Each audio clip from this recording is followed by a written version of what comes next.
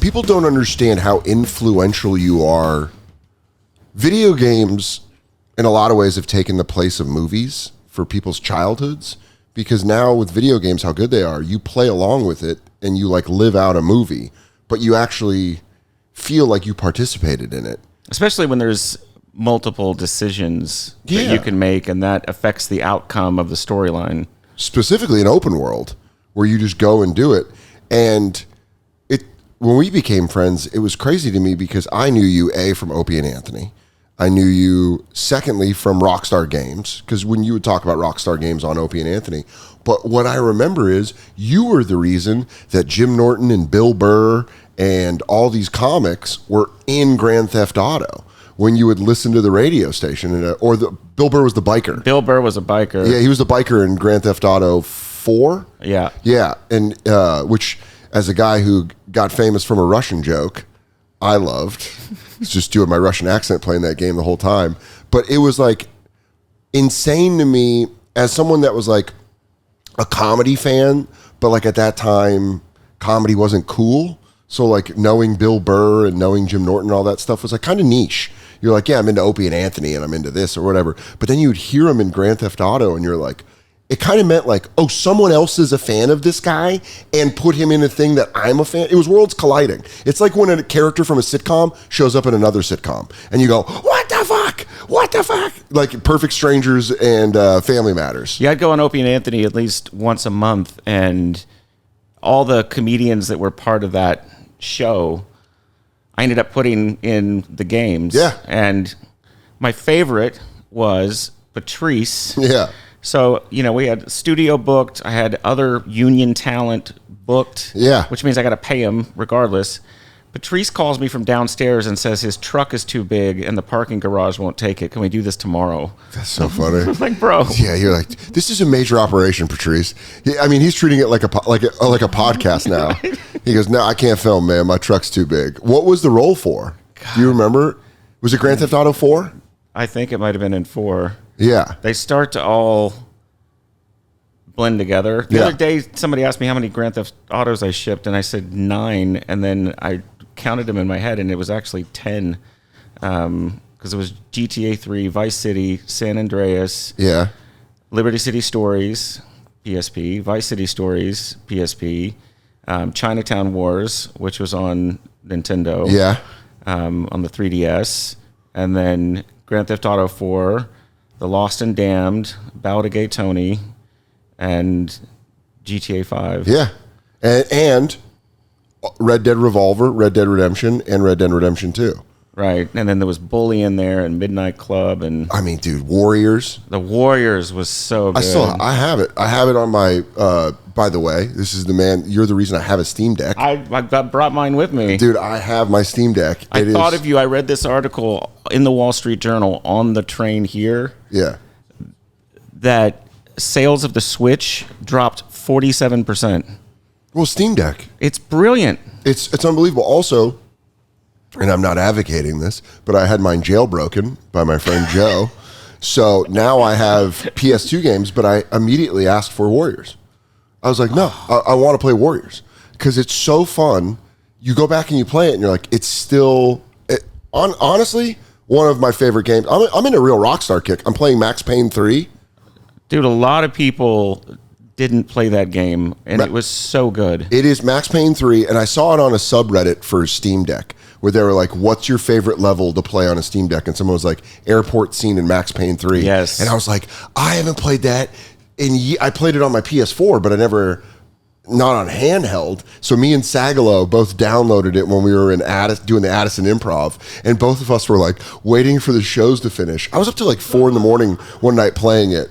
And Sagalo's like, I'm going to stay up too. And the next day we got breakfast and he was like, how late were you up? I was like, 4. I played to like chapter 5. He was like, dude, I didn't even get to chapter 2. I was like, I was in it. I was Steam Deck. So you called me. I remember I was on the road in Buffalo and we were talking and I was like, yeah, I got my Switch. And you were like, nah, get a Steam Deck. And for people that play video games at a certain level, there's a jump that's scary where you're like, that's too much. I don't know how to do that. But you were like, no. Trust me, this is what you want to do. And that's what I got. Katie got me one for Christmas. It's the greatest. It's life-changing. If you play video games, the Steam Deck will change your life. I don't even turn my console on. I take that thing everywhere I go. I mean, and also you get to play games that maybe if you're like, I'm a PlayStation guy, that were exclusive to Xbox, like Mad Max. I played Mad Max and I was like, oh, open world, just like GTA. And in the story of Mad Max, it was unbelievable. I like that there's so many indie developers making killer games. And I am not... My days of PC gaming, where I'm sitting in my office chair, you know, with the mouse and the keyboard and the carpal tunnel, those are long gone. And I'm not gonna. If I'm gonna do it, I'm gonna have a super beefy machine. I'm just not interested in that. But to be able to play all the games that are on Steam. By the way, this is not. The show is not endorsed in any way. Yeah, Steam has no idea we're even talking about right. this. They're kind of like, get off our nuts. God, you guys are jocking us. But I remember, I mean, the hours I've spent playing Grand Theft Auto, all the radio stations. It's so funny to know, like, oh yeah, Lazlow was like in charge of picking all the crazy radio stations and all the DJs and shit. And I used to love circling through and hearing comics. Because to me, that was more important than like a comic showing up in a movie or something. Because it was something I'm going to spend time with more than a movie. Yeah. After GTA 3, we knew that we were onto something because people were just driving around the game, listening to the radio and not doing missions. And killing hookers and then getting money for it. And so they would spend, like 2 hours driving around listening to the radio. And they're like, oh, yeah, maybe I should go... do a mission. Let me go to that yellow dot. It was also a bit, if you remember, it was a bit more punishing back then. Games changed. They used to be really punishing. So you could complete a mission and be driving back to your safe house to save and get killed and have to do that mission again. Katie and I were talking about this because on the Steam Deck, now that it's jailbroken, I have all these Sega and Nintendo and SNES, specifically N64 games. So I'm playing through a bunch of games that I used to play, and I'm like, these are so much harder, and they don't save. So when you fuck up, you got to go all the way back. Now with the PS5, you finish and they go, do you want to go right to where you died? And then you can just pick it back up. But like old school video games are like, no, fuck that, bud. You're going back to the beginning.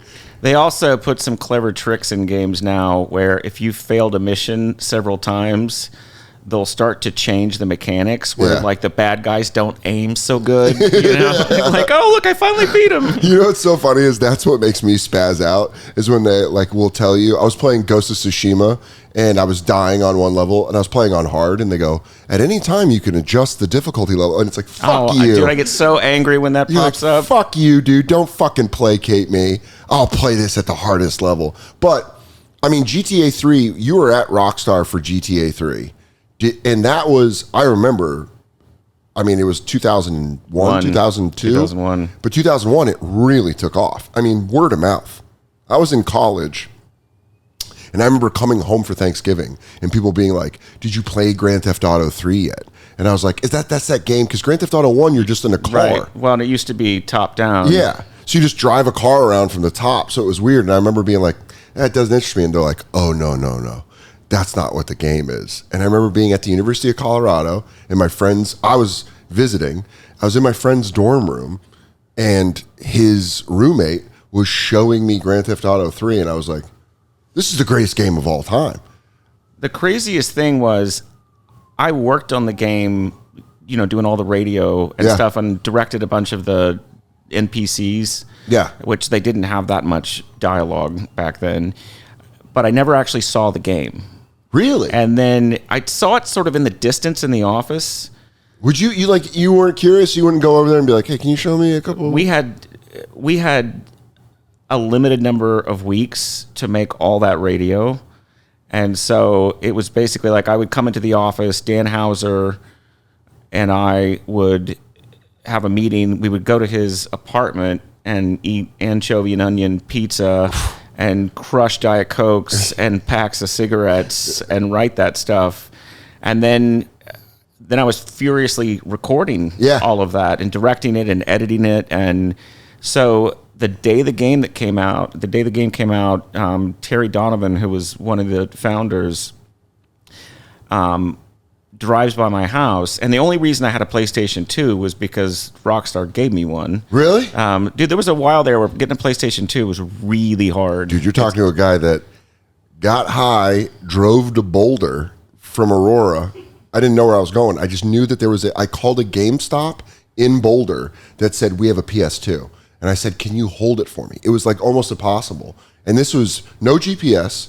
That was the last time I used a map. That was the last time I actively remember being like, okay, you drive up to Boulder and you take this street and then you go. It was like getting that PS2 was a treasure. It was a treasure hunt. Yeah. And so he dropped by and I put the game in and, it opens up and there's that like sort of accident on the bridge. You get in that car and the first thing you hear is head radio. Yeah. And I was like, yo. And then I'm driving. I'm like, yeah, I can go anywhere I want. Yeah. This is amazing. Yeah, dude. It's that was the beginning of what we know as video games now. But that moment didn't happen. That open world, I can decide what I want to go do. I can also bring a 3-star police presence and not be able to shake it. So Dan Hauser and I, because he left Rockstar Games, then I left a bit later.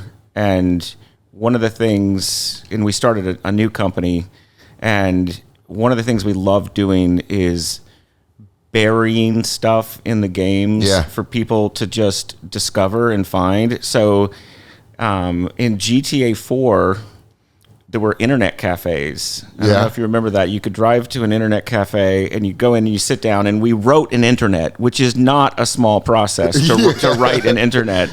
So we had all these websites and different spoofs of social media and stuff, and you could just get lost in it like you can the real internet.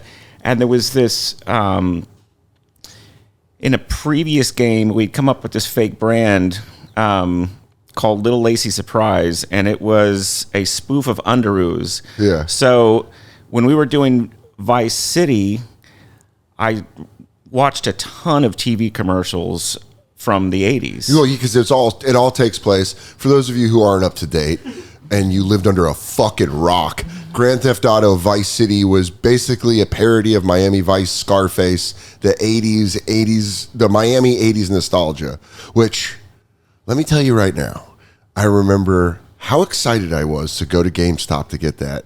I remember the commercial you guys played with And I Ran from Flock of Seagulls. Right. And that shit got me so fucking hyped that I remember being like, I got a blunt of swag.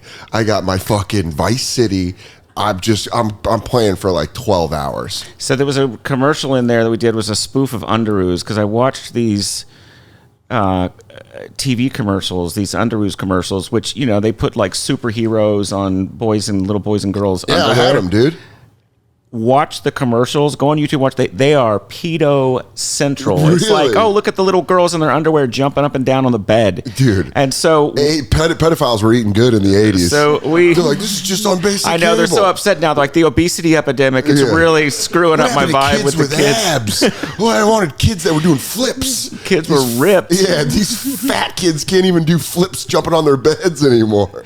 So we had a radio commercial in that, and then in GTA 4, when you're surfing the internet in there, it said there was a link that said, click here to see more of the Little Lacy Surprise, a children's beauty pageant, right? Yeah. So you click on it, and instantly you get a 5-star wanted level, and the thing comes up and says, the FBI has tracked your location. So you jump up from the seat in the internet cafe, and cops are swarming the place. And we love putting stuff like that in there. What I love about you telling us this right now is someone's watching this podcast that might have done that and tried to tell a friend, but then didn't know how they got there.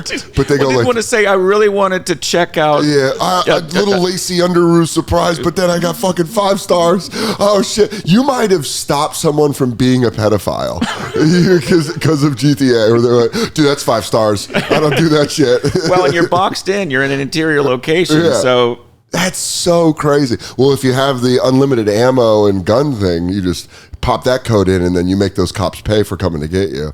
That's what I would do. I'd get so frustrated that I had it written down in a notebook, like the unlimited ammo, unlimited guns. And if I was failing a mission, I'd be like, fuck this. And I'd just pop it in and just have one of those, what's the gun that you hold like that? Oh, right. Jesse Ventura from Predator. Right. I'd just be like, just mowing everyone down. Dude, Vice City and all that. I mean, I remember how excited I was living in New York. I'd finally moved to New York when Grand Theft Auto 4 came out. And now it's a common thing that I do in video games that are open world, where I want to explore. Spider-Man 2 came out. I wanted to see if we could find this building. Because we're kind of close to the Flatiron. And so I told Katie, I was like, right when we got Spider-Man 2, I was like, we're trying to find our building. And it's like, and Grand Theft Auto 4 was the first time I did that. You guys had the Astoria Beer Gardens. You guys had a pretty accurate New York City. And if you drive into the Queens part of it, which is it's called like Kings or something, there's a beer garden that's based on the Astoria Beer Garden. And I went down the street and I showed Vecchione, who's an old, he's always had old man brain. So he's like, what is this, video games? But I'm like, dude, this is our apartment. And it's under the train. And he was like, that's pretty cool. So for GTA 4, I went to Miami to do press, right? So I went to go do press on these radio stations, and I'd never been to Miami, but I worked on Vice City, right? So me and this guy that worked at Rockstar, Sean, are driving, and I go, this is starting to feel really familiar. And I go, I bet you if we go around this corner, there's a strip club. Went around the corner, strip club. I was like, yo, I know how to get around town. That's so funny. They're like, have you ever been to Miami? You go, I made Vice City. Right. I'm good. I don't need a local's help. I have to say, so during the pandemic, or when was the pandemic? What's 4 years ago? I know, but I know that. Yeah. I experienced it. Sometimes. But I'm dude, I was just doing press in the UK, and I said, did you guys have the pandemic over here? It was so pretty crazy. And they're like, oh, yeah, we had it. I was like, bro, it's a joke. Yeah. But so I went out to LA so we, could start this new company. And I'd worked in LA a lot, but actually being on the ground there, I'm like, man, there's a lot that we could have done. But like, first off, we didn't have enough in GTA 5. We didn't have enough homeless NPCs. Yeah, you guys really slacked on the homeless in San Andreas. There were not enough. San Andreas also was the first game where your character could eat and exercise. Or not. And you could get super fat or incredibly jacked. And then you just be a jacked gang member riding a little bike around. With the arms out here. Just being like, and I love that, in meme lore, the oh shit, here we go again is one of my favorite things. I bought the package when it came out to replay them on my Switch, and I was like, these are still fun as shit. You also forget that it's very hard to drive in Grand Theft Auto. Yeah. Because you just like swerve all of a sudden, but it's so much fun. Red Dead was the thing where I was like, I love Grand Theft Auto, but I think Red Dead Redemption 1 and 2 might be my two favorite video games of all time. Up there with Ghost of Tsushima. There's a couple of games that are up there, but Red Dead Redemption 2 was like a masterpiece. And I remember you making that, and you were like, that was a pain in the dick to make. Well, yeah, it's when you have a virtual New York City or a virtual LA, it's easy to fill it full of content because it's so dense. Sure. But if you have a game where you can literally get on a horse and ride into the distance, you've got to figure out clever ways of entertaining people and having things happen that don't feel forced. Yeah. And so that's when we put in tons of what we call random events. Dude, I replayed it recently. I started getting into the serial killer. I never got into that. Because I was under a bridge one time, and I was like, what the fuck is that? And I looked up, and it's a torso. And then you see the clues, and you're like, oh, there's a serial killer in this game. And I beat the game, but I never found that before. So we wrote tons of little things like that you would discover. And kind of like your pedo bust. Yeah.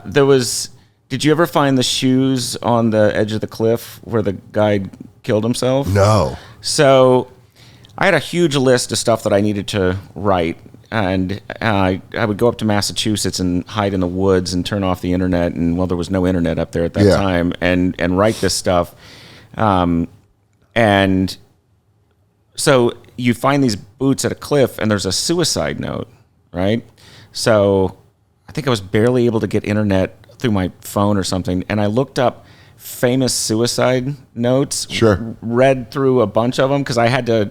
I've never written a suicide note. You know what I mean? It would have been crazy if you were like, no, I got one. I'll just use mine. I so got this. Listen, I went through a goth phase and a lot of Smiths. Dude, I saw it is hot as balls here in Manhattan, and I saw a proper goth, and I'm like, dude, that's dedication. The Venn diagram of people wondering where goths and thugs crossover, like street dudes, it's the summer and what they wear, because I'll see goths in like long black, all black, and it's like the heat index is like 96 today, and also I'll see black dudes in hoodies, and I'm like, how are you doing this? Are you cutting weight for a wrestling? It's nuts. It's insane. I went through a goth phase. I grew up in Oklahoma. I went through a goth phase, and that's a tough place to go through a goth phase.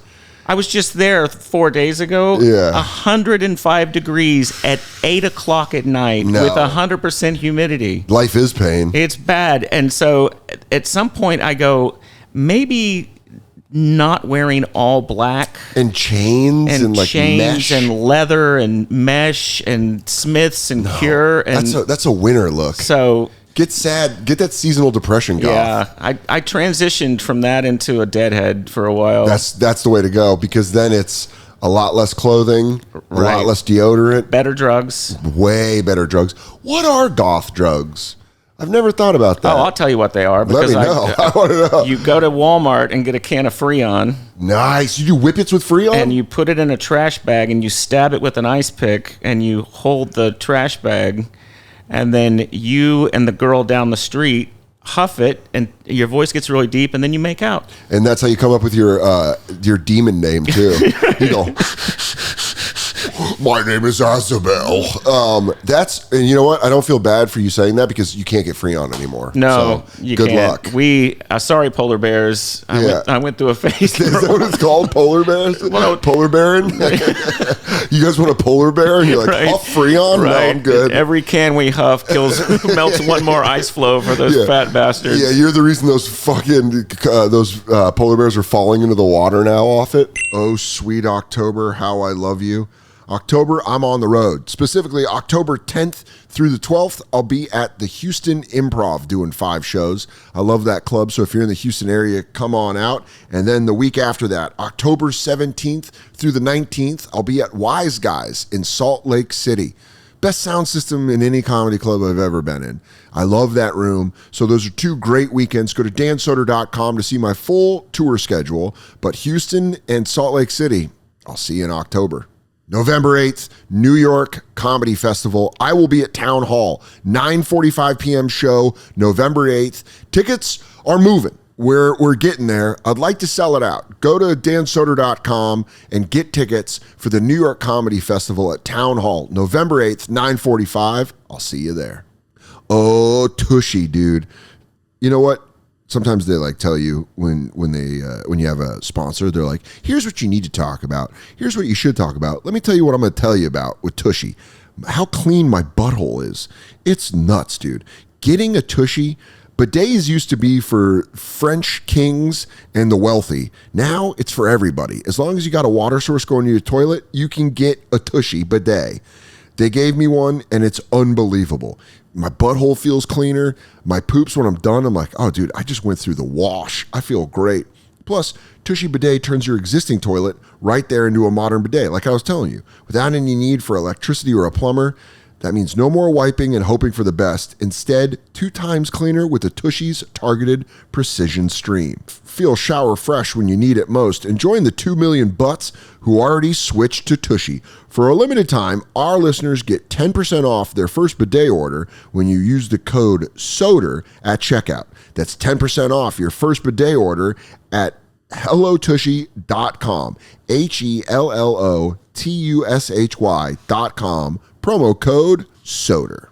You've heard me talk about Mando whole body deodorant, you know, Because sometimes, your pits are in trouble, but what about like your side meat or your thighs? You never know when you're brewing up that nasty musk. Your whole body, it needs it. Well, guess what? It's dermatologist tested and gentle on all your bits. It controls odor for 72 hours, clinically proven, and you can choose from 4 cologne quality scents or unscented if you want to get stealthy with it. They sent me some lotion. They sent me obviously some deodorant, but they sent me some face wash. They really sent me a box of awesome stuff that I'm loving using. So check out Mando's starter pack. It's perfect for new customers. It comes with a solid stick of deodorant, cream tube deodorant, and 2 free products of your choice, like the mini body wash and deodorant wipes. Get the deodorant wipes. They sent me those, and those are unbelievable, especially if you're in a pinch and you're like, I don't know if I stink or not. I can't smell, so I never know. So check those out. And it all comes with free shipping. Luckily, I have a discount code for you to get hooked up with some of my favorite smelling whole body deodorant on the market. New customers get $5 off a starter pack with our exclusive code SODER. That equates to over 40% off your starter pack. Use the code SODER at shopmando.com. That's shopmando.com. You know, I love New York, and I still come here quite frequently. I was here for 25 years. Yeah. Being in LA, the place is lawless. Yeah. It is, between the street takeovers and stripping all the copper out of the street lights. Shout out. And go get those catalytic converters. Bro, go there's get it. something. So there's this new meth.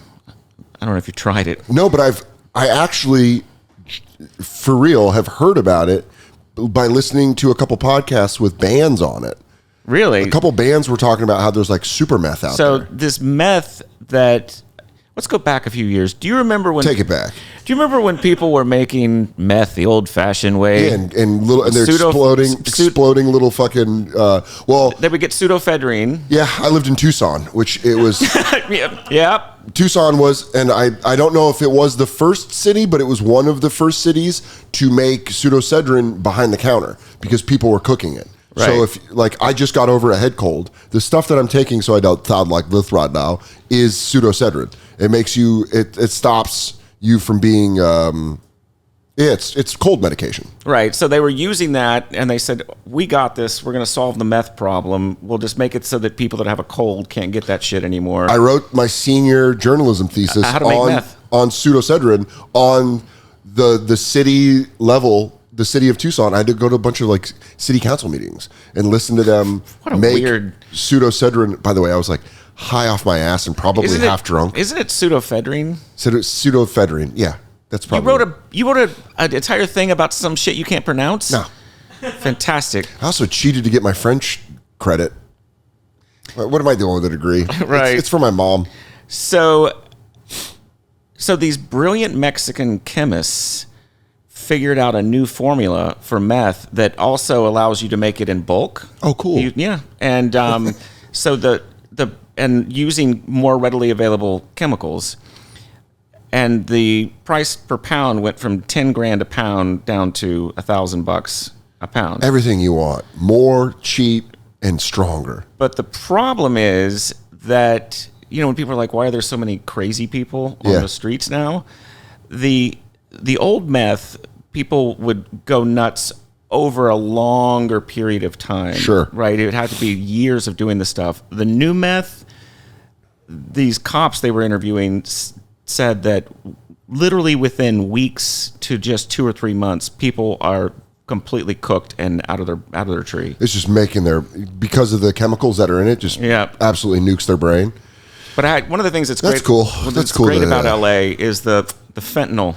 Is the best with the quinoa and the acai and little. Also, it's like sleepy time, cubby wubby sleepy time, and like insane. It's crazy that they took meth and they're like, can we get it more like PCP? I just feel like they're not as indestructible as angel dust users. This is weird. I was just thinking about PCP yesterday. Yeah, don't think I've ever said that before. Yeah, but. You don't hear about PCP anymore. No, meth like PCP crawled so meth could jump through a window. Right. Like PCP was always the stories of the 6 cops shooting a guy. He didn't go down. When you heard those stories growing up, made you want to try PCP. Not me. I heard all the other drug stories. Like, oh, that sounds like a good time. I'm a Marvel guy, so I was like, oh, dude, instant superpowers. Have you ever seen someone on PCP? Probably and not known it. So I was at a music festival and up in Connecticut, and there was this naked guy is running through the festival, screaming his head off with cops running after him. The cops tackle him, and whatever it is about that drug makes you want to fucking throw haymakers at cops. It's so weird. Punch cop police. That's a punch cop powder is what they should call PCP. So this guy's swinging to the cops, and they tase him, and he hits the ground and pops right back up, and they tase him again, and just goes, and people start yelling, just stay down. Right? I got one more in me. It's crazy to think that, like, to be a cop, the first cop that saw someone on PCP, where he's like, this guy's acting nuts, I got it. And then he just gets back up, he's like, what the fuck? It's like in the superhero movies, are like, the weapon is not effective on him. I can't. What do we do to him? He's like, ah! I mean, that's got to be the scariest moment of a cop's life when you're dealing with someone on PCP for the first time. I mean, even these meth heads that are going fucking nuts because you're like, I don't know what they're going to do. They're crazy. Like, you see people here on the street and you're like, there's zero sanity in that person. Like, you just see them, and now you know it's because of that new meth. Yeah. The other thing about LA, world-class shoplifting. It's the best. I mean, I got family from San Francisco, so good luck competing with them. They shut down all of Union Square because people were just like, hey, we'll just run in and grab everything we can and no one will stop us. You know, when we were growing up, if you went into a store and were stealing and got caught, a big beefy guy grab you, threw you into a back room, maybe like roughed you up a little bit, and then the cops come. Yeah. And then you go to jail, and then you call your parents. Yeah, what changed? Something changed. They passed a law, I think. That was like something under, it's like a certain amount of money it's under a felony, so they don't really care. Under $950. Yeah, that's what it is. But the other thing is, these big corporations, they've got security at the front door, but they tell them do not engage. Yeah, because they don't want to pay for, if one of those security guards gets stabbed or hurt, then the cop goes, well, I was at work. Or the security guard goes, I was at work. And then Walgreens is like, we're not paying for that. But if you gave every one of those guys a billy club and a stun gun. Let them go, dude. And just let them go, it would shut that shit down immediately. I saw a video, and I'm not condoning this, but I'm saying it's satisfying to watch. There's a guy going through a bodega, and he's like taking the cigarettes, which I get. That first move he's behind it and he's like got a trash can and he's like putting it, and this guy's like, don't do it. And the guy's like, you ain't gonna do shit. And this guy, I think he's like either from Bangladesh or India, he pulls out a fucking billy club and just the dude goes for him and he just beats the shit out of him. And the guy's like, I'll stop. And the guy's like, nah, and he just keeps wailing on him, and you're like, this is very satisfying to watch because the guy's like talking shit to him as he's stealing the cigarettes, and you just see the guy click and go, yeah, I own this store. And he's like, bah, bah, bah. I had this very New York versus LA moment when I go into this liquor store, and it's a pretty big liquor store, and I'm in a hurry, and I'm walking around a corner quickly and nearly run into this proper Mexican cholo guy with the bald head and the bandana across and the high like Foo's Gone Wild socks. And you're like, what's up, vato? And so he's like, yo, are you Lazlow? Yo, you do this dirty in San Andreas, Holmes. So you fucking made the cholos look like fucking pussy. You made us look like mariposa in that fucking video game, eh? So my gut reaction, and from hanging out with my friend Big Wayne here, who's a proper Queens guy, construction dude, he would say buddy a lot. Yeah, be like, he's a Queens guy, so he says buddy a lot. Right, so you say, hey, sorry, buddy, Yeah. So I nearly smack into him, and I go, hey, sorry, buddy. And he gets up in my face, and he goes, buddy? I ain't your buddy. That's terrifying. He goes, I'm a man. Yeah. And I'm like, bro. Yes, sir. He goes, buddy's is a little kid. You don't call me a little kid. And I was like, dude, I'm New York. We just sorry guy, sorry Pepito. Like, and he kept going, I'm a man. I'm like, I'm not doubting your manhood. Well, he clearly is. He's going through something. He's like, damn, why did you have to snap like that? You know you're a man. You're talking about it in therapy. Yeah, dude, it is. What happened? Did he just get in your face? No, I apologized. I groveled, and he like went on about his business. When I recognized his manhood, I mean, not to blow him, but you go, you're a man. You're a big, strong man. That's how you get gay with it. I just you go, oh, you're feeling his muscles. You go, ooh, you're a big, strong man. Big, strong man that can have his way with me. He goes, man, I don't like the way this turned. I'm fucking out of here, bro. He's a little weird. I got feelings I don't understand. No, man, you're making shit bubble up inside of me that makes me feel strange and shit. No, you're a big man. You're a big, fucking strong man. Well, I told this story. You want to get some Modelo's? I told this story on the bonfire, but I had a similar incident with a giant vato when I lived in Tucson. I used to come home from class in college, and Comedy Central would rerun Conan. Like, that's how you would watch all the Conans, because I wouldn't stay up late or whatever, or I didn't have DVR. So I'd watch Conan reruns in the afternoon, and I got high. I got like resin high. Ooh, resin high. So I was just smoking the bottom of a pipe, and then I was like just real red-eyed and giggly. And they did the sketch in the year 2000 with the things on there. And I ran out of milk. And I was like, oh shit, I was eating cereal. And I was like, I gotta go get some milk. I'm high as fuck and I want another bowl of cereal. So I go to the Fry's where that congresswoman got shot. Got shot, yep. That was that Fry's parking lot. Not at the same time. That happened like a couple years later. And you went there because you like it because someone got shot in the parking lot? I was like, I only buy milk where people almost died. Right. This was before she got shot, but I go to the Fry's and I grab I'm like walking in and I'm fucking resin high. And I'm like talking to myself and I go, in the year 2000, like that. And I start laughing and I just hear this dude go, the fuck you laughing at, white boy?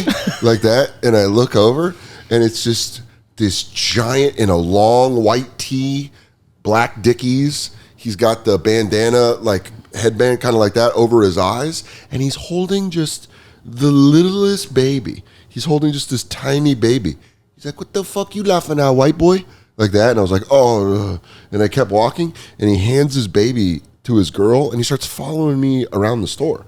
He's like half an aisle behind me, but he keeps being like, what's funny? What's funny, bro? Like that. And I'm like, oh shit. And I'm high and paranoid. I'm like, is this really happening? I don't know what's really happening. I get the milk and I turn the corner and he's still following me. So I cut this lady off in line and he gets like behind her. Like he still acknowledges the line, which is weird that he didn't just like come around, but he's like, yo, you think that shit's funny? And he's like yelling at me while I'm buying the milk. And I'm like, no, I'm fine. And it was like $3 for the milk. And I was like, just keep change. And I took the gallon and I fucking bolted. And I ran out of the parking lot, like threw the milk in my car and fucking peeled out. And I was like, did that just happen? But it was so scary. All because of a Conan bit. We wrote just don't disrespect Vatos. We wrote a lot of spoof jingles and things that we put in the games. And I remember we wrote a country western one that the lyrics went, last night I think I shit the bed, got so drunk I gave a dude head. Yeah. And so I was working in the studio recording that, and I was walking down the street of Manhattan, singing it aloud because I had a few drinks. Yeah, singing it aloud like to myself, and this guy goes, "Excuse me." I was like, "Oh, terribly sorry." Sorry, sir. It's a country ditty I'm working on. Oh, how sweet it feels to say this. Summer's over, guys. Sorry, but it's true. Fall is upon us. And when that weather gets sweet, sweet, sweet chilly and a little crispier, your wardrobe needs to catch up. Luckily, the sponsor of this ad is here to save the day. Chubbies. Yeah, the Chubbies, the home of the ultra cozy comfort clothes that keep you feeling warm and looking better. yeah, they make awesome bathing suits and all this stuff, but also, guess what? They make stuff for the cold weather. From their flannel-lined shorts to their warm pullovers to their cozy quarter zips. Chubbies has all the fall-ready threads for that outdoor football game, pumpkin patch adventure, or late-night weekend bonfire. Shout out bonfire. And would you look at that, folks? For a limited time, our friends at Chubbies are giving our listeners 20% off with the promo code SODER20. That's Soder20 at checkout at chubbiesshorts.com. That's 20% off your order with the promo code Soder20. Support our show and tell them we sent you. This fall, make the most of every moment with Chubbies. Shop now and fall into comfort, one stylish piece at a time. That is, that is a weird thing if you're working on these games and you're so immersed and you're putting so many hours into it, that it must bleed into your regular life. Oh, yeah, absolutely. And it gets stuck in your head. Well, like the research that you had to do for like Vice City, but you live in New York, so Grand Theft Auto 4, are you like doing research, or are you kind of like, I can still wing this? Full research team of 6 people that, because the art team needs to know what do the manhole covers look like? What are the different bodega, art? What areas are... people of speaking Russian, or and there's other video games that I've played where they'll have NPCs that they're not really speaking that foreign language. They're speaking sort of a weird gibberish. Yeah. And my policy was always, why not go the extra mile and just write and have translated and record some people in that language? Well, because it may, if you do speak Russian and you see that, you feel like, oh, fuck, they put the time into this. They made this thing like, these people are speaking Russian. Yeah. And then one of the things that always bugged me in video games was especially in some shooters like back in the day, you're like, it's a level and you're in Russia or Chechnya or wherever, and you're storming a place and shooting, and the guys are yelling to each other, I'm going to reload. It's like, why are you speaking? Yeah. Why would you say that? In English? Yeah. Wouldn't you yell to each other in your native language? I don't really. The other guy's like, I don't speak the English as well. I think I have been shotted. They shot me in the arm. He goes, just speaking Russian back, being like, we can speak in Russian. This is fine.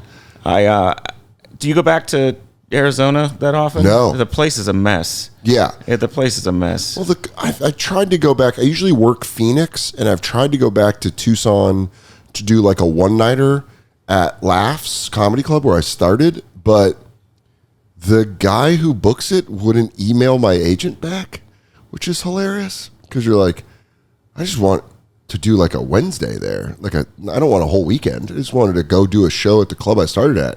But they like wouldn't get back to my agent, which you're like, oh, all right, that's kind of weird. That feels personal. Yeah. I was reading these, like the homeless epidemic in Arizona for some reason. Now, listen, I understand why people come to California. Sure, San Diego specifically. It's fantastic. If you're a homeless guy, go to San Diego. But like in Southern Oregon, Medford, Oregon, I drive through there at least twice a year. The place is completely methed out. I'm like, why are you, if you're going to sleep outside, go someplace that doesn't rain. Yeah, rain and cold when you're sleeping outside. It's the same way I feel about New York. New York homeless, you get the heat in the summer and then you're getting the snow in the winter. It's like you're not, go to Florida, go to San Diego, go to somewhere where there's like nice climate. When I moved out of Oklahoma, my parents could not understand why I wanted to leave. Sure. And I was like, entertainment industry isn't really... It's not thriving here. Not thriving here. If I wanted to castrate bulls, could do that all day long. Well, then you landed in a gold mine. Right. But so I was there I hadn't gone back to Oklahoma since 2018. Okay. So I went to go see my folks, and my mom moves into one of these retirement villages. Yeah. And it's it's a really bizarro, and they're not like the ones in Florida where there's at least some swinging going on because it's more of a Christian retirement. Oh yeah, they're all doing Bible. They're not trading partners. Right. They're trading verses. And you know, she's like, I want you to meet all my friends, and they've all got this sort of like, we love it here. We all came here to die because you know that's what they did though. Yeah, because they've got their own little apartment. And it's like, and then you know, pretty soon I'm gonna get so sick that I'm gonna move to the building over there. Is there's memory care. You won't know that you're there. That's so funny. And then there's sort of the hospicey thing when you're shit in your drawers. Yeah. When you have renal failure. But she wanted me to meet all our friends. People that still use the word like, I'm going to go to the commode. I'm like, we call it a toilet now. It's like, commode? You want anything out of the ice box? I'm like, we don't actually buy it. A man doesn't come on a wagon anymore and give you a block of ice to put in the ice box. You would shit if you saw a twin Sub-Z. Right. You have no idea. That thing is. So she wants me to like meet all of her friends, and they're all named like. They all have like hurricane names, like Doris, Ida, and Agatha, Sandy, Irene. Yeah, that's so funny. Hurricane names. There's something about that generation. They have the least sexiest names, like Gertrude, Beatrice. Because they had to make the names unfuckable because everyone was so horny. Everyone was so horny, and there wasn't porn, and there wasn't an outlet. So they're like, I just know dicks are going to be getting thrown at her. Let's call her Dorothy. Dorothy seems pretty unfuckable. Why are hurricane names feel so like trapped in time? Well, I think it's like I don't know whoever picks it. Whoever picks it must have like a old person fetish. Yeah. Where they're like, well, the new one coming through. What's it called? It's like the hurricane that's hitting now. It's Debbie. Debbie, that's what it is. Nobody wants to fuck a Debbie. Yeah, well, we're watching it, and Katie goes, call her by her full name, Deborah. She goes, Debbie, we're not friends with this hurricane. If it was a hot, sassy name that of course it comes through and flattens your ear. Ashlyn came and fucked our shit up, and you go, all right, hey, hurricane. Yeah, it's like Hurricane Molly. It's all sexy. Molly. Hey, Natasha came through and burnt down your whole house. Well, back to Red Dead Redemption 2, the suicide letter.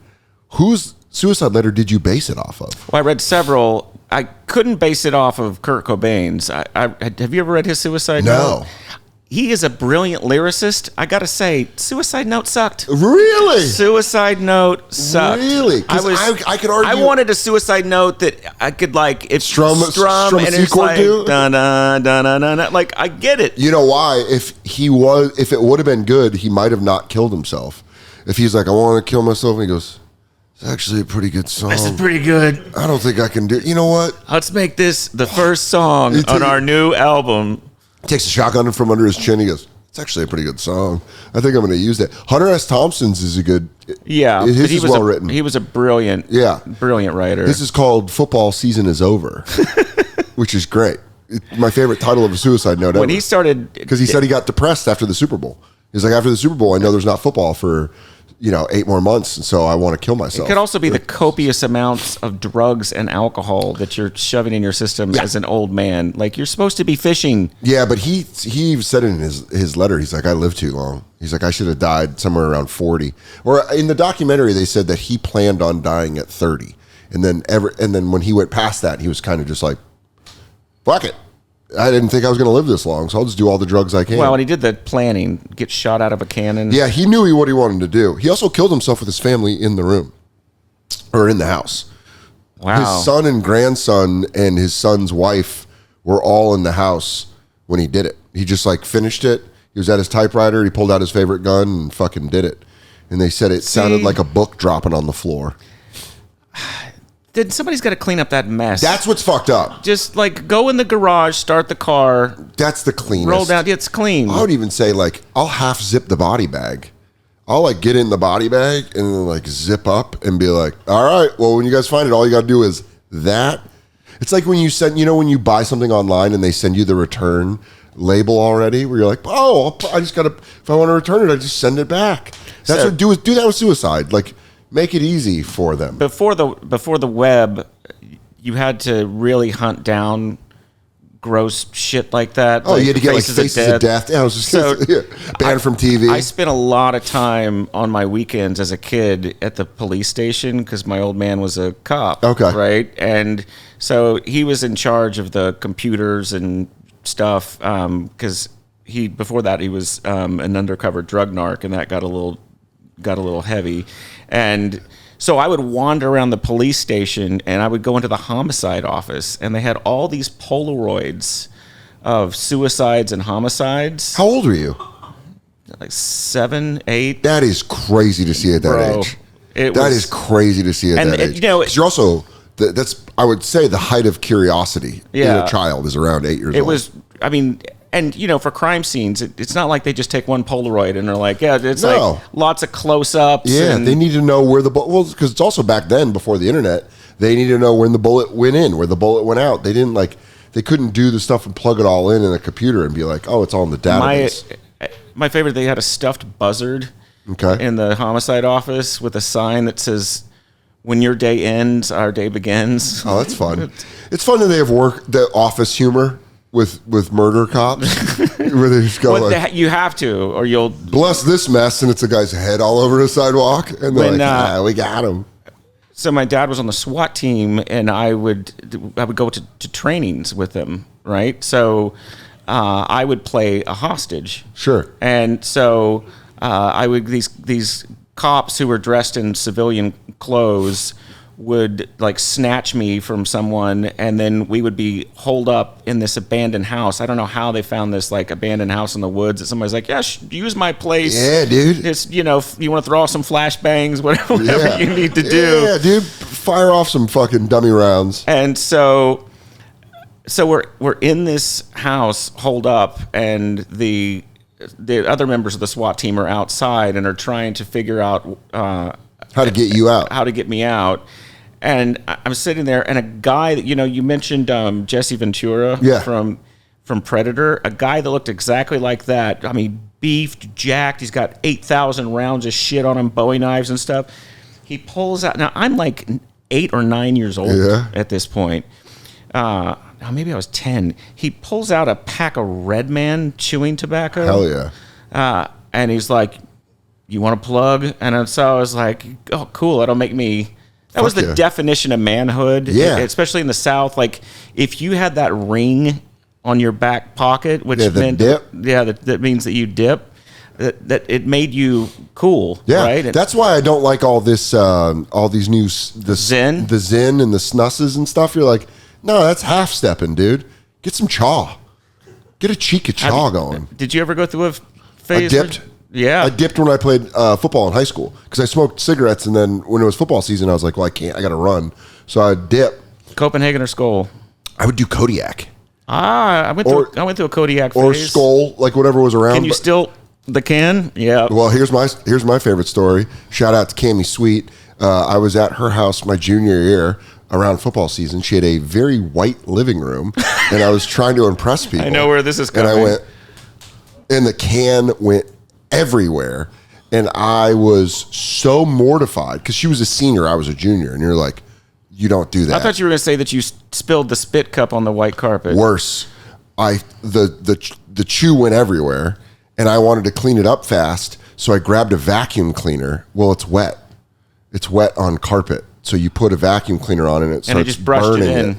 and it just starts going, and everyone was like, what the fuck are you doing? And I was panicking. I was like, I'm so sorry. I'm so fucking sorry. Yeah, but I dipped when I couldn't smoke because I love smoking. And there was times where at a party, I accidentally drank my own spit. But you keep going. Nothing in you goes, this habit's revolting. Yeah. You know what it was? What's interesting is, a lot of people don't know there's a difference between dip and chaw and chew. Dip, you put it in your lip, you pack it down. Nate used to dip all the time. Nate and Shane were my two friends that dipped all the time. And you'd always see him just having a Mountain Dew 20 ounce being like, yeah, that's fucking crazy. And they'd be like, yeah. And then they'd fish it out and put it in. So now when Shane uses Zins, I'm like, yeah, well, you used to chew. So I'll give him credit for that. But Dude, I remember like Chaw, like Red Man. Yeah, that's a plug. That shit's like you put that in your cheek and you go like, and then it goes. Dude, it is 8 billion milligrams of nicotine in about 10 seconds. A lot of people will wrap it in gum. So it like gum. Baseball players do that. Well, they'll take some gum and mix it with the Red Man, so it's like easier to chew. It's like more chewable, but you get like the juice. I don't know. That guy gave me some, and the world turned sideways. Fuck yeah, it did. Fuck yeah, it did.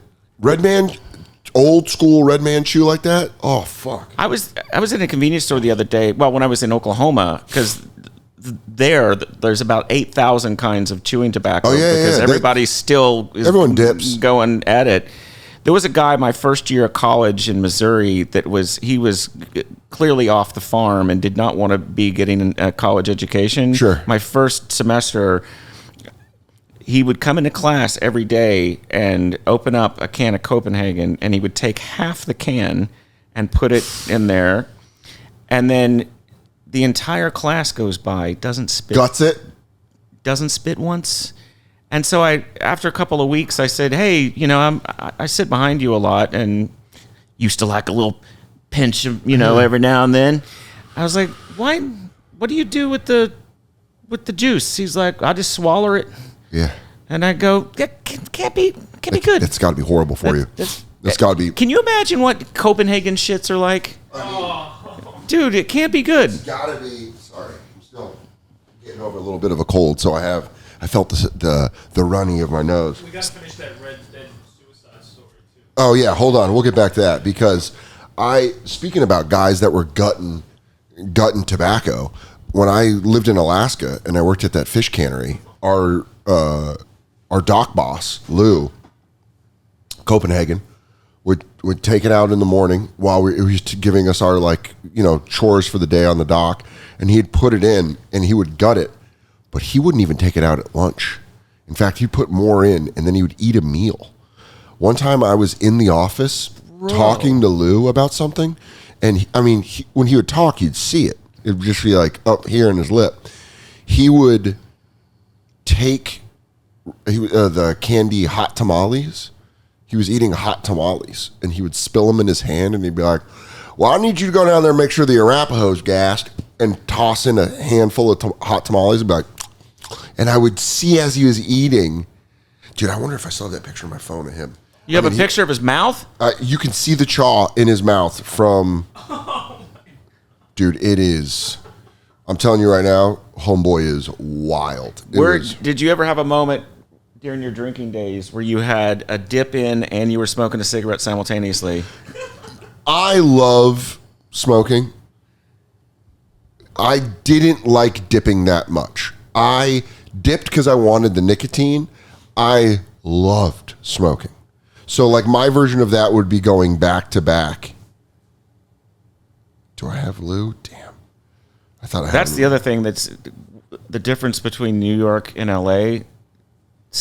Everybody here smokes. Yeah. Everybody in New York is in something about the misery of Manhattan where you just want to stand outside and crush butts. Not a lot of people smoke anymore, but still a lot more than LA. Than LA. Well, now it's all LA's like I don't have the picture. I got to find it. We'll find it and I'll send it to you.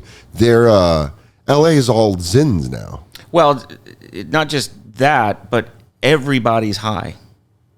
Everybody is high, and when I tell you the number of times in 1 week that the light turns red and stoned people are surfing Instagram on their phone, I'm sorry, the light turns green. Yeah. And stoned people are surfing the internet and Instagram on their phone. They're like, "Oh, that's right. I'm in the car at a light." Dude, I don't know. I want cigarettes to come back.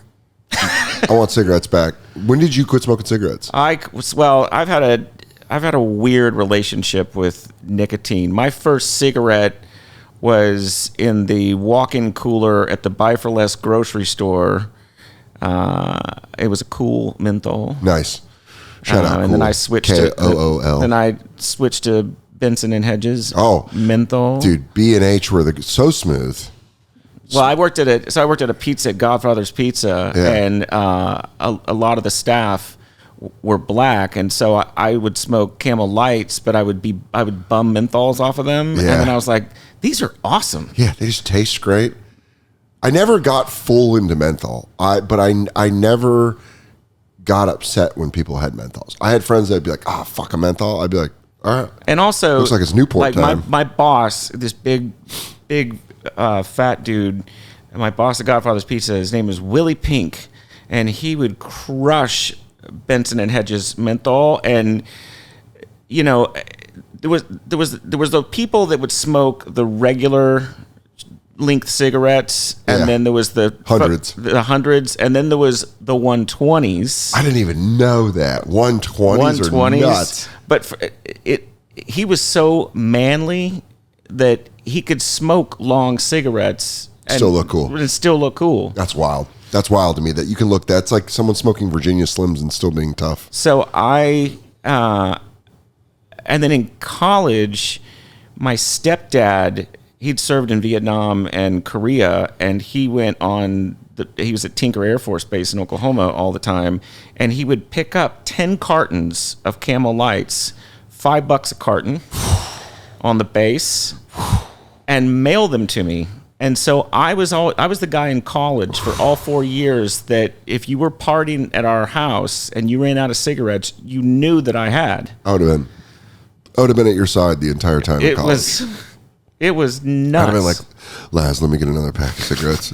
You'd be like, Camel Lights? You're like, dude, our entire house was full of shit we bought with Camel Bucks. Camel Bucks rule.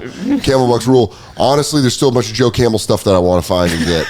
Joe Camel was the fucking man. My dad worked at a liquor store, and they would send in cartons. Sometimes they'd send a free T-shirt in like one of it, and he just opened it up and gave it to me, and it was my sleeping shirt. And I wore a Camel Light Joe Camel Light shirt until it was see through, because I would sleep in it every night. And my mom was like, "We could see through this." Everything we had was branded with Camel stuff. I love it. My dad was a Marlboro guy, so when he died, it was like a Marlboro jacket. There was a Marlboro cooler, and you're like, "All right, Gary, you were fucking spending them bucks. You weren't saving them. He was getting active with it." It was such a great promotion because you're like, if I smoke faster, I can get a Camel dartboard. I might get a goddamn pool table. We have to start wrapping it up, but. The suicide letter. So you just took an amalgamation of everyone. Yeah, and then so if you find those shoes, there's a letter there, and that you wrote that letter. If you're playing Red Dead Redemption 2, yeah, it was fun working on that stuff, like making virtual worlds and filling them with content.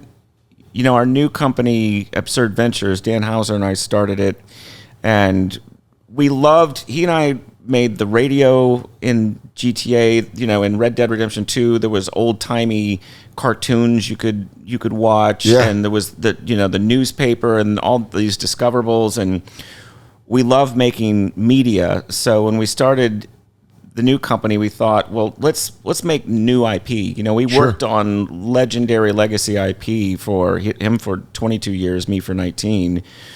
So we've been working on 3 different universes, 2 of which we've announced. The third we haven't, but we're working on games, graphic novels, animated That's awesome. TV, live action. We just released an audio fiction series this summer that is available now.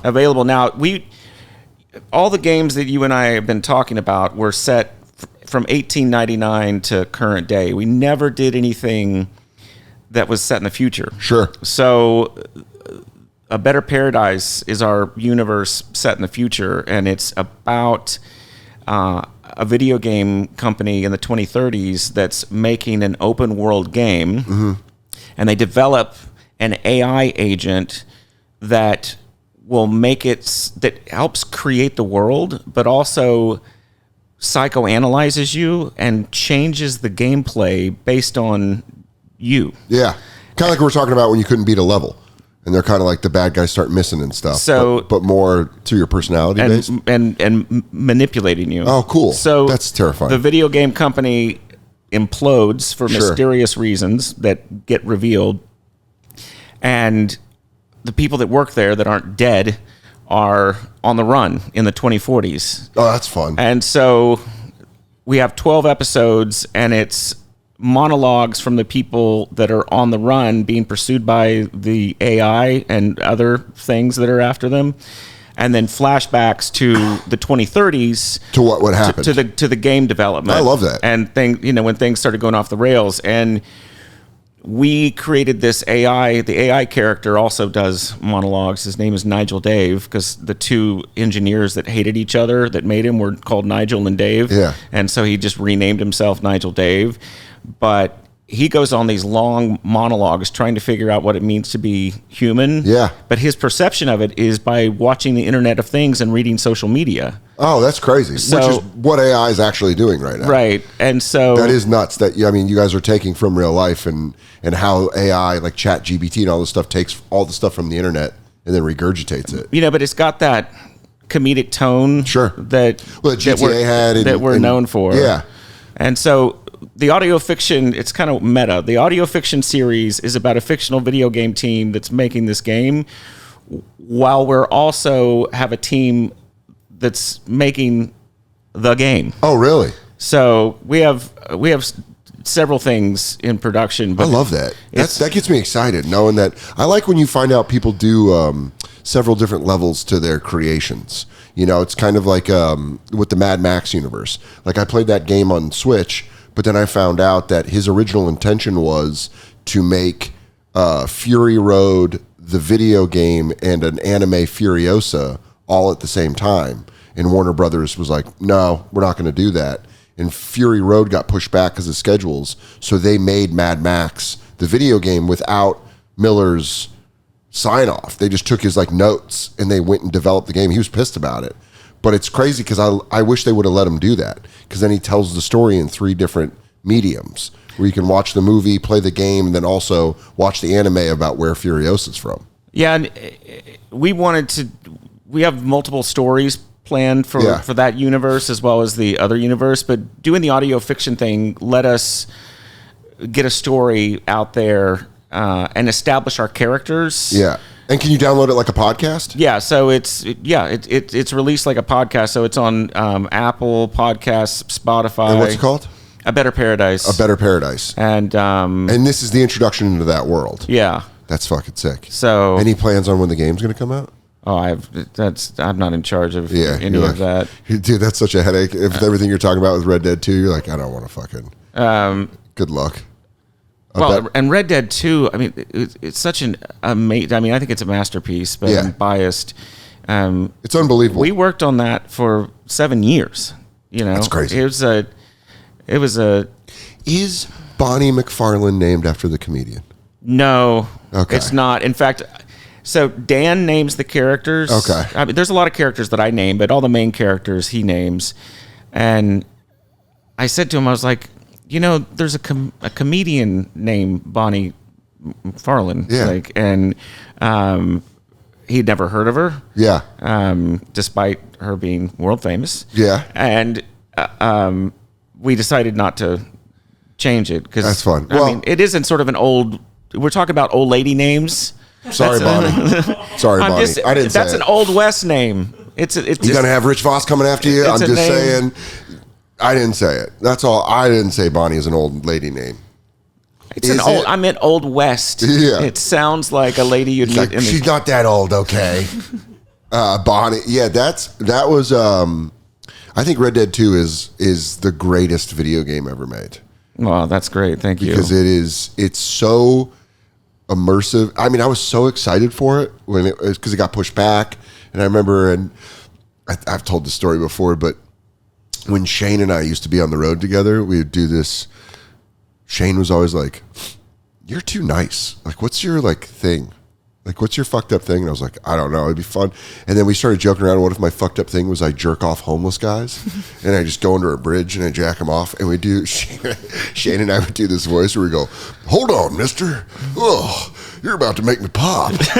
Oh, God, you got good hands. You're about to make me come in my britches. And we like just do that. Just say like Shane walks under an underpass and I'm like fucking beating off a homeless guy. And then I was like out of town. I think I might have been in like Italy or something. And Shane calls me and he's like, have you played Red Dead? No, I thought you were going to say, Shane calls me and goes, I just beat off a homeless guy under a bridge. Yeah. He came so fast. But Shane called me and goes, have you played Red Dead Redemption 2 yet? And I was like, no, but I pre-ordered it. I'm going to play it when I get home. And he's like, dude, the main character is our jerk-off homeless guy voice. And I go, no, it's not. And I put on, and when Arthur Miller, the first time Arthur goes, well, I'll be Josiah. We're like...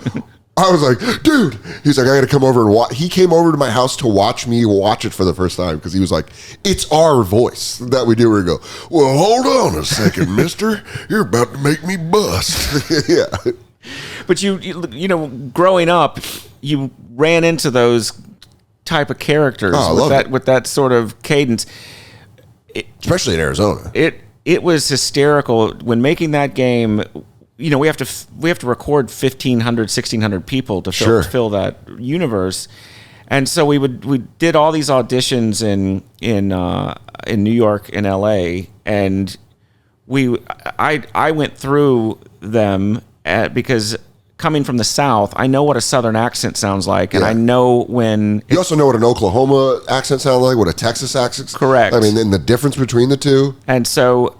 We did a bunch of recording in New York. We found more decent Southern accents in LA, but then we ran out and we had hundreds more NPCs that we needed to do. And I said, we're going to Georgia. Yeah. We're going to Atlanta. And people from Mississippi and all, we got auditions from all around surrounding Atlanta, but I think that's one of the reasons that so many of the accents and characters in that are legit. And then for Saint Denis, which is sort of a spoof of New Orleans. New Orleans, there's no way you're getting a New Orleans accent in New York or LA. There's no way an actor can pull that off properly.